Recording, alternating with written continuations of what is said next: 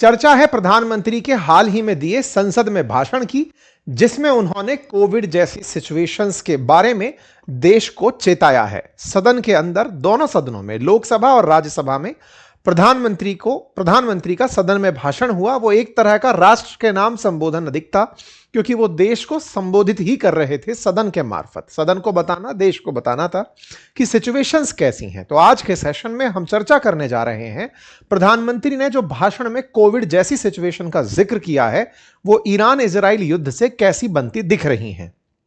क्या इस युद्ध के अंदर कोई सीज फायर के आसार नहीं है? क्या प्रधानमंत्री की आज डोनाल्ड ट्रंप से हुई बातचीत का कोई मायना नहीं है? क्या हाल ही में ट्रंप के द्वारा सीज फायर अनाउंसमेंट कोई मायना रखता भी है?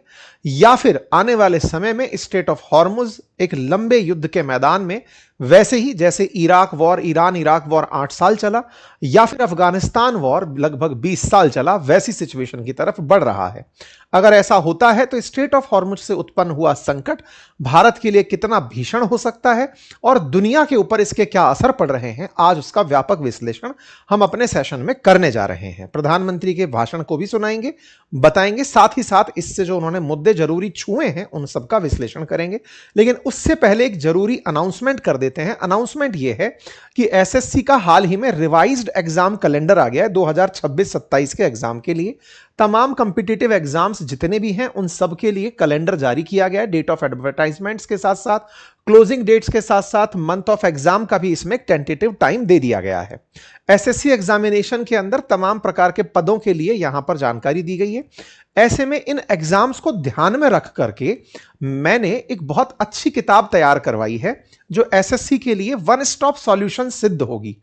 अप टू डेट है, तमाम प्रकार के फीचर्स जो आपको सब्जेक्ट वाइज चाहिए, गागर में सागर सहित सारे फैक्ट्स रीचेक्ड, रीवेरिफाइड, प्रीवियस ईयर एग्जामिनेशन से कंफर्म्ड। अगर आप चाहते हैं इसे लेना तो यह बुक आज मेरे हाथ में है, आप इसे ऑर्डर कर सकते हैं। ऑर्डर करने के लिए आप अपनी पाठशाला एप्लीकेशन से भी कर सकते हैं, आपके वीडियो के नीचे लगे हुए यूट्यूब स्टोर से भी इसे ऑर्डर कर सकते हैं। इस बुक के अंदर हमने इतिहास, राज्य व्यवस्था, भूगोल, अर्थव्यवस्था, स्टैटिक जीके, सामान्य विज्ञान, कंप्यूटर, इन सभी को कवर करते हुए तैयार किया है। यह बुक पूरी तरह हिंदी में उपलब्ध है और सबसे अल्टीमेट बात है कि यहां पर जहां जहां जरूरी है वहां पर चीजों को हाईलाइट किया गया है प्रॉपर तरीके से, बॉक्सेस के थ्रू। मतलब जो जानकारी आपको कम समय में बहुत अच्छे लेवल पर चाहिए, हमें लगता है कि आप इस तरह के फैक्ट्स एंड फिगर्स के साथ अगर पढ़ाई करेंगे तो निश्चित ही आपको कम समय में ज्यादा अच्छे से तैयारी हो पाएगी। अगर आप चाहते हैं तो इस बुक के लिए लिंक हमने कमेंट बॉक्स में पिन किया हुआ है। साथ ही साथ बढ़ते हुए आप चैनल को सब्सक्राइब भी करते चलिएगा, ताकि भविष्य में आप तक अपडेट पहुंचते रहें। साथियों, हाल ही में प्रधानमंत्री नरेंद्र मोदी जी के द्वारा मंगलवार को राज्यसभा को 21 मिनट तक संबोधित किया गया। चर्चा की गई कि हॉर्मुज स्ट्रेट में हमारे जहाज और भारतीय क्रू फंसा हुआ है, यह चिंताजनक है। हमारे व्यापार के रास्ते प्रभावित हो रहे हैं। गैस, तेल, फर्टिलाइजर जैसी जरूरी सामान की सप्लाई पर असर हो रहा है। प्रधानमंत्री ने राज्यसभा के अंदर जो भाषण दिए, उन भाषणों के अंदर प्रमुख जानकारियां जो दी गई प्रधानमंत्री के द्वारा, उसमें सबसे इंपॉर्टेंट जानकारी थी कि गवर्नमेंट फिलहाल strategically short term, medium term और लॉन्ग टर्म इंपैक्ट को ध्यान में रख करके काम कर रही है, नंबर 1। दूसरा, इंटर मिनिस्ट्रियल ग्रुप्स बना दिए गए हैं जो लगातार एक दूसरे से मुलाकात करते रहेंगे। साथ ही साथ 7 एम्पावर्ड ग्रुप बनाए गए हैं जो कि कल के दिन तैयार किए गए हैं, जो तैयारी कर रहे हैं कि किसी तरह से कोई भी असुविधा हमारे देश के अंदर चीजों को लेकर ना हो। इंटर मिनिस्ट्रियल लेवल पर मिनिस्ट्रीज एक दूसरे के साथ काम को सामंजस्य बनाए रखने के लिए बातचीत करती रहेंगी। साथ ही साथ चूंकि हमारे देश का अधिकांश समुद्री व्यापार विदेशी जहाजों के माध्यम से होता है, हमारे देश का 90% जो जहाज है, व्यापार के लिए जो यूज होने वाला जहाज है, वो विदेशी है। वर्तमान स्थितियों को देखकर अब भारत अपने जहाज निर्माण करेगा। इसके लिए 70,000 करोड़ रुपए का शिप बिल्डिंग के लिए एक बजट निकाल दिया गया है। साथ ही साथ भारत को वर्तमान स्थितियों को ध्यान में रखते हुए काम करने के लिए ऑयल, गैस, फर्टिलाइजर, तमाम क्षेत्रों में देश की सुरक्षा को सुनिश्चित करने के लिए जो भी संभव प्रयास हैं वो किए जा रहे हैं। देश को यह संबोधित करते हुए इन्होंने अपनी तरफ से जानकारी दी। साथ में यह भी बताया कि देश के पास बीते कुछ दिनों में काफी जगह से ऑयल और एलपीजी पहुंचा है और सरकार इस चीज को बनाए रखने के लिए निरंतर प्रयास और मेहनत कर रही है। स्ट्रेट ऑफ हॉर्मुज को लेकर के प्रधानमंत्री ने कहा कि जो स्थिति यहां उत्पन्न हुई है वो कतई सही नहीं है, ये अनएक्सेप्टेबल है। इंडिया विरोध करता है सिविलियंस, सिविल इंफ्रास्ट्रक्चर और एनर्जी और ट्रांसपोर्ट से जुड़ी हुई जगहों पर होने वाले अटैक्स को हम विरोध करते हैं। साथ ही साथ भारत सेफ पैसेज जो इंडियन शिप्स के यहां से हो सकते हैं उनकी डिमांड करते हैं। साथ ही साथ इंडिया सजेस्ट करता है कि बातचीत के रास्ते इस युद्ध को खत्म किया जाए और सभी पार्टीज पीसफुल सॉल्यूशन की तरफ आगे बढ़ें। सरकार ने अगेन अपने स्तर पर कूटनीति को महत्व देने की बात की और कहा कि जल्दी से जल्दी इसका समाधान होना चाहिए। प्रधानमंत्री के द्वारा अपनी तरफ से जानकारी देते हुए कहा गया कि पेट्रोल, डीजल, गैस और फर्टिलाइजर्स जो हैं वो सीधे सीधे स्ट्रेट ऑफ हॉर्मुज से प्रभावित होते दिख रहे हैं। प्रधानमंत्री ने कल भी लोकसभा को यह जानकारी अपने मार्फत दी थी और वहां जानकारी चलते हुए उन्होंने कोविड-19 जैसी सिचुएशंस का हवाला दे दिया था। प्रधानमंत्री के द्वारा लोकसभा में जो जानकारी दी गई थी वो 25 मिनट की जानकारी थी, जिसमें उन्होंने कहा कि दुनिया में जो हालात बने हैं उनका प्रभाव भी लंबे समय तक रहने की आशंका है। ऐसे में हमें तैयार रहने की जरूरत है। साथ ही साथ हमें कोरोना के समय भी एकजुटता से ऐसी चुनौतियों का सामना कर चुके हैं, अतः फिर से उसी तरह की तैयारी रहने की आवश्यकता है। धैर्य के साथ, संयम के साथ, शांत मन से हमें चुनौती का मुकाबला करना होगा। जब प्रधानमंत्री ने कोरोना से तुलना कर दी तो एक बार आपको मैं फिर से कोरोना याद दिला देता हूं कि कितना घातक था। अर्थव्यवस्था के लिए, व्यापार के लिए, जीवन के लिए तो था ही था, देश की तबीयत के लिए कितना नुकसानदायक था याद दिलाता हूं। साथियों, कोविड-19 आज से 6 साल पहले एक कोइंसिडेंस कहा जाएगा कि जिस दिन आप और हम ये सेशन कर रहे हैं आज 24 मार्च है। 24 मार्च 2026 को फिर से कोविड जैसी सिचुएशन की बातें प्रधानमंत्री ने की हैं। पिछली दफा 6 साल पहले आज ही के दिन 24 मार्च 2021 को देश में पहला लॉकडाउन अनाउंस हुआ था। 6 साल के अंदर फिर से वो साइकिल दोबारा से हॉन्ट कर रही है, डरा रही है। साथियों, कोविड-19 महामारी वर्ष 2019 में चाइना की वुहान लेबोरेटरी से क्लेम किया गया कि निकली थी, लेकिन पूरी दुनिया इसके कब्जे में आती चली गई। धीरे धीरे लॉकडाउन और जगहों पर सन्नाटा और दुकानों पर बंदी के नोटिस लगते चले गए। घरों पर रहने की हिदायतें दी जाना शुरू हुई। तमाम प्रकार के ट्रांसपोर्ट रुक गए, कल कारखाने रुक गए, जो जहां था वो वहीं की वहीं अटक गया। परिणाम निकला जीडीपी का नुकसान। जो अर्थव्यवस्था लगातार दौड़ रही थी लगभग 7-8% सालाना की दर से, वो एक साल में ही 5.8% की दर से गिर गई थी। भारत को उससे उबने में, उससे बाहर निकलने में लंबा समय लगा। वी शेप ग्रोथ कर्व बाद में बनकर आया। ग्लोबल जीडीपी ओवरऑल 3.1% कॉन्ट्रैक्ट कर गई थी। वर्ष 2020 के अंदर इकोनॉमी को बड़ा नुकसान हुआ था। जीडीपी का कॉन्ट्रैक्ट होना हुआ, जिससे कि अनएम्प्लॉयमेंट बढ़ा, गरीबी बढ़ी, साथ ही साथ बहुत सारे छोटे बिजनेसेस प्रभावित हुए। परिणाम निकला कि टूरिज्म और ट्रैवल जैसी चीजें बुरी तरह प्रभावित हुई और स्टॉक मार्केट का तो कहना ही क्या है। उस दौर में भी ऑयल की प्राइसेस ने दुनिया को बड़ा थकाया था। काफी सारे सेक्टर्स, चाहे सेवा क्षेत्र, निर्माण, विनिर्माण, कृषि हो, इन सब पर गहरा असर था।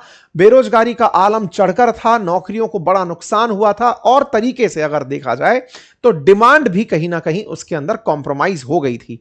भारत सरकार को उससे निपटने के लिए उस समय 20 लाख करोड़ रुपए का एक इकोनॉमिक पैकेज घोषित करना पड़ा था, जिससे भारत ने तमाम प्रकार से प्रवासियों के लिए, गरीबों के लिए योजनाएं निकाली। लिक्विडेशन को ध्यान में रखते हुए आरबीआई ने योजनाएं निकाली, एमएसएमई सेक्टर के अंदर योजनाएं निकली, तमाम प्रकार के राहत पैकेजेस का अनाउंसमेंट किया। परिणाम स्वरूप समय बीतने के साथ भारत ने साल भर के अंदर वी शेप रिकवरी देखना शुरू कर दिया था। जब 2020 में यह हालात थे और आज जब हम 2026 में हैं और वैसी ही बातें हो रही हैं, तो रिजेंबलेंस क्या है? रिजेंबलेंस यह है कि कोविड के काल में पेट्रोल, डीजल या क्रूड जो था वो इतना सस्ता हो गया था कि खरीदार नहीं मिल रहा था। क्यों नहीं मिल रहा था? क्योंकि डिमांड ही नहीं आ रही थी। लोग घरों में दुबक कर बैठे थे, व्हीकल्स चलाने के लिए बाहर नहीं निकल रहे थे, तो जो सप्लाई थी वो चरम पर थी, लेकिन कोई खरीदार नहीं था। इस बार उलट है, सप्लाई ही नहीं है, डिमांड चरम पर है, तो स्थितियां वहीं की वहीं खड़ी हो गई। डिमांड और सप्लाई का गैप फिर से खड़ा हो गया। तो यहां ध्यान रखने वाली बात यह है कि भारत स्ट्रेट ऑफ हॉर्मुज के थ्रू अपनी ऊर्जा आवश्यकता का लगभग आधा पूरा करता है। 85% भारत की जो ऑयल तेल पर निर्भरता है वो इंपोर्टेड तेल पर है, और ऐसे में स्ट्रेट ऑफ हॉर्मुज का महत्व काफी ऊपर है। इसके चलते ही अगर तेल का आना महंगा होता है, क्रूड ऑयल के दाम बढ़ते हैं, तो ओवरऑल देश के अंदर सामान महंगे होने लगते हैं, तेल की कीमतें बढ़ने लगती हैं। प्रीमियम पेट्रोल फिलहाल महंगा हो चुका है, एविएशन फ्यूल में महंगाई साफ दिख रही है। तमाम चीजों की वजह से ओवरऑल प्राइसेस आम व्यक्ति के जेब पर महंगी आकर पड़ती हैं। जहां तक बात हो भारत में जॉब्स की, तो भारतीय जो विदेश में रहते हैं, लगभग 1 करोड़ के अधिक भारतीय इस समय वेस्ट एशिया के अंदर तमाम देशों में काम कर रहे हैं। भारत सरकार 3.5 लाख के आसपास लोगों को लाने में सफल रही है। अगर स्थितियां बिगड़ती हैं तो इतने सारे भारतीयों का लाना न केवल एक संकट होगा, बल्कि भारत के लिए एक बड़ी चोट होगा, क्योंकि भारत दुनिया में सबसे अधिक विदेशी संप्रेषित धन, जिसे आप रेमिटेंस बोलते हैं, वो प्राप्त करने वाला देश है। ऐसे में अगर भारत की कुल 135 बिलियन डॉलर का जो रेमिटेंस हम प्राप्त करते हैं, उसमें से लगभग 40% यानी कि 50 बिलियन डॉलर के आसपास हम खाड़ी देशों से प्राप्त करते हैं, वो सीधा सीधा बाधित हो जाएगा। लगभग 100 बिलियन डॉलर का भारत एक्सपोर्ट करता है खाड़ी देशों को, वो बाधित हो जाएगा। इन सबसे भारत का कुल मिलाकर के फॉरेक्स रिजर्व घटने लगेगा, यानी कि केवल तेल ही नहीं, तेल के अलावा भी भारत वहां से बहुत कुछ करता है, यानी व्यापार के माध्यम से, रेमिटेंस के माध्यम से हमारा खाड़ी से बड़ा व्यापार होता है। अगर भारतीय अर्थव्यवस्था में कुल योगदान की बात की जाए तो खाड़ी इटसेल्फ 15% जीडीपी को डायरेक्ट हिट करती हुई दिखाई देती है। इसी वजह से भारत के लिए यह रास्ता बहुत ज्यादा महत्वपूर्ण हो जाता है। जहां तक बात हो तेल की, क्रूड ऑयल की, ये तो सब कुछ दिखने वाली बातें हैं, लेकिन भारत यहां से फर्टिलाइजर भी प्राप्त करता है। दुनिया का जो सल्फर, नाइट्रोजन, जो भी इंग्रेडिएंट्स हैं फर्टिलाइजर्स के, उनमें से 40 से 45% वैश्विक रूप से फर्टिलाइजर सप्लाई का जो इंग्रेडिएंट है वो खाड़ी से सप्लाई होता है। अगर वो बाधित होता है तो दुनिया भर में फर्टिलाइजर महंगे होते हैं, किसानों को फसल बोना महंगा पड़ता है, और अल्टीमेटली फसल की बुवाई अगर कम होती है तो खाद्यान्न आपूर्ति प्रभावित होती है। देश के अंदर देश के खाद्यान्न की श्रृंखला प्रभावित हो सकती है। साथ ही साथ भारत के जब रिजर्व घटने लगते हैं तो रुपया डॉलर के मुकाबले कमजोर होना शुरू करता है। हाल ये है कि डॉलर के सामने रुपया ऑलमोस्ट 94 रुपए तक पहुंच चुका है। भारत का विदेशी मुद्रा भंडार 7 बिलियन डॉलर घट चुका है, जिसके चलते भारत की ग्रोथ रेट को कम आंकना ऑलरेडी शुरू किया जा चुका है। भारत के विदेश के साथ व्यापार लगातार घटते दिख रहे हैं। फरवरी के अंदर ही हमारा जो ट्रेड डेफिसिट है वो 3.96 बिलियन डॉलर था, जो कि भविष्य में बढ़ता दिखेगा। रेमिटेंसेस प्रभावित होते दिखेंगे केवल और केवल इनके द्वारा किए गए प्रयासों से। न केवल इन्होंने तेल की कीमतों को बढ़ा दिया, बल्कि युद्ध को इस तरह चढ़ा दिया कि अब वो रुकने के आसार दिख नहीं रहे हैं। इनके द्वारा सीज फायर का अनाउंसमेंट भी कुछ कर नहीं पाया। अभी भी इजराइल और ईरान लड़ रहे हैं जब आप और हम सेशन कर रहे हैं। चर्चा चल रही है कि अमेरिका कुछ ऐसी तैयारी में है कि वो ग्राउंड फोर्सेस उतार सकता है। 4500 से अधिक यूएस ट्रूप्स इस क्षेत्र में एंट्री कर रही हैं। हालांकि ये कयास है, कुछ मीडिया हाउसेस ऐसा क्लेम कर रहे हैं, ऐसा मैं दावा अभी नहीं करता हूं। ईरान इजराइल के चलते इस युद्ध में तमाम प्रकार के प्रभाव ईरान की वजह से और अमेरिका की वजह से दुनिया को असर डाल रहे हैं। दुनिया के असर के चलते अब रिकमेंड किया गया है इंटरनेशनल एनर्जी एजेंसी के द्वारा कि आप वर्क फ्रॉम होम प्रोवाइड करिए, लोगों से कहिए कि वो एयर ट्रैवल करना बंद करें। साथियों, यहां पर आप देखें कि इंटरनेशनल एनर्जी एजेंसी ने रिकमेंड किया है कि दुनिया भर के देश वर्क फ्रॉम होम प्रोवाइड करने की कहें, हाईवे की स्पीड को 10 किलोमीटर प्रति घंटे की रफ्तार से कम कर दें ताकि डीजल की खपत कम हो, पब्लिक ट्रांसपोर्ट को बढ़ावा दें, कार पूलिंग को बढ़ावा दें, कार शेयरिंग को बढ़ावा दें, कमर्शियल व्हीकल्स की एफिशिएंसी को बढ़ावा दें, एलपीजी के सपोर्ट करने के लिए कुछ अल्टरनेटिव तरीके विकसित किए जाएं, एलपीजी के लिए इलेक्ट्रिक ओवन तवों का इस्तेमाल किया जा सके तो वो किया जाए, यानी कि अल्टरनेट सोर्स पर काम किया जाए। यही कारण है कि ये दुनिया भर में ये रिकमेंडेशंस काम कर रही हैं। Pakistan already work from home चला रहा है। श्रीलंका ने 4 दिन का 1 हफ्ते में वर्क फ्रॉम होम अनाउंस कर दिया है। साथ ही साथ बांग्लादेश के अंदर, वेस्ट एशिया के अंदर इस समय हालत उसकी खराब हो रही है। मालदीव्स के अंदर 30% उनके जो टूरिस्ट हैं वो घट चुके हैं। जापान ने अपना सबसे अधिक ऑयल रिजर्व पहली बार रिलीज किया है, जो स्ट्रेटेजिक रिजर्व था। साउथ कोरिया के प्रधानमंत्री की जो यात्रा थी वो उन्होंने कैंसिल कर दी है। चाइना की वो उसको इसलिए कैंसिल कर दी ताकि अपने देश की महंगाई से निपट सकें। तमाम देश अपने अपने स्तर की लड़ाइयों में बिजी हो चुके हैं। एशिया के वो देश जो तेल पर, खाड़ी पर निर्भर थे, उन्हें अब अपनी स्ट्रेटेजी बदलनी पड़ रही है। कुल जमा अर्थ यह है कि क्या यह वैश्विक मंदी की तरफ इशारा है। इस पर मैंने बातें बाजार की चैनल पर आज से 5 दिन पहले एक सेशन करके बताया था कि क्या मंदी आने वाली है। उसमें भी हमने ये सारी बातें डिकोड करने का प्रयास किया था, क्योंकि धीरे धीरे आर्थिक गतिविधियां अगर महंगी हो गई, महंगाई बढ़े और ग्रोथ ना बढ़े, ये स्टैगफ्लेशन जैसी सिचुएशन अल्टीमेटली मंदी की तरफ जाती है। यही बात प्रधानमंत्री ने सदन के अंदर संबोधित करते हुए कही है। तो क्या इसका कोई समाधान सुझाया है? बिल्कुल। प्रधानमंत्री का कहना है कि फिलहाल भारत 41 देशों के साथ ऑयल खरीदने की चर्चा में लगा हुआ है। साथ ही साथ गैस और तेल संकट से निपटने के लिए हम अपने स्ट्रेटेजिक रिजर्व को तो यूज कर ही रहे हैं, साथ ही साथ में उन देशों के साथ भी बातचीत में है जिनसे हम अपना सप्लाई बढ़ा सकते हैं। वैकल्पिक स्रोतों के बारे में चर्चाएं चल रही हैं। किसानों के लिए हमने अपना यूरिया उत्पादन 6 यूरिया प्लांट शुरू करके उसको बढ़ा दिया है। भारतीयों की सुरक्षा के लिए तमाम प्रयास जारी हैं। हम तमाम प्रकार से भारतीयों को वापस लाने का प्रयास कर रहे हैं। पावर सप्लाई के लिए हमने पर्याप्त मात्रा में कोयले का स्टॉक किया हुआ है। एनर्जी सेक्टर को ध्यान में रखते हुए हम अपने लिए एक ऐसा ग्रुप बनाए हैं जो पूरी तरह से इस आपूर्ति को सुनिश्चित करने में मदद करे। न्यूक्लियर एनर्जी उत्पादन को बढ़ावा दिया जा रहा है। जमाखोरों के खिलाफ कार्रवाई की जा रही है। भारत सरकार ने 1 लाख करोड़ रुपए का स्टेबलाइजेशन फंड अनाउंस किया है ताकि इससे चुनौती से बचा जा सके। ब्लैक मार्केट जो एलपीजी का हो रहा है उससे निपटने के लिए लगातार कोशिशें की जा रही हैं। कैबिनेट कमेटी ऑन सिक्योरिटी की बैठक प्रधानमंत्री ने बुलाकर उसको चेयर किया और इस स्थिति से निपटने के लिए दिशा निर्देश दिए, जिसमें short term, medium term, long term plan तैयार करने की कहा, दूसरे देशों से फर्टिलाइजर मंगवाने के लिए कहा और आयात के नए स्रोत तलाशने के लिए आदेश दिया गया। ऐसे ही क्रम में अमेरिका से हमें एलपीजी और रूस से क्रूड मिला और हाल में पता चला है कि ईरान से भी लगभग 5 मिलियन बैरल तेल जो है रिलायंस के द्वारा परचेज किया गया, यानी कि वैकल्पिक स्रोत तलाशे जा रहे हैं। रही बात एलपीजी की, तो एलपीजी के लिए कुछ नवाचार हुए हैं, जैसे बीपीसीएल ने हाल ही में एलपीजी एटीएम गुड़गांव में शुरू किया है ताकि 2 मिनट के अंदर वो अपना ऑर्डर रिफिल करके दे सके। हालांकि ये एक ऑप्शन क्रिएट किया गया है, सप्लाई को बढ़ाया नहीं गया है। ये तमाम चीजें हैं। साथ ही साथ राज्य सरकारों को 20% अलोकेशन जो कमर्शियल एलपीजी का है वो देने का प्रयास किया जा रहा है ताकि उन्हें अपने होटल और रेस्टोरेंट्स को चलाने के अंदर सप्लाई को सुनिश्चित करने में मदद मिल सके। एविएशन सेक्टर के अंदर जो डोमेस्टिक फेयर कैप लगा हुआ था वो हटा दिया गया है क्योंकि प्राइस स्काई रॉकेट हो रखे हैं। साथ ही साथ जो प्रीमियम कीमत है पेट्रोल की, उसके अंदर 2 रुपए का इजाफा देखा गया है। प्रीमियम पेट्रोल 2.18 रुपए प्रति लीटर महंगा हुआ है। इसके चलते काफी सारे ट्रांजैक्शंस महंगे होंगे क्योंकि क्रूड ओवरऑल महंगा हो रहा है। पेट्रोल का हालांकि 3 से 4% ही प्रीमियम पेट्रोल है, जो कि जो लोग अफोर्ड करना चाहते हैं वो इसे अफोर्ड कर रहे होते हैं।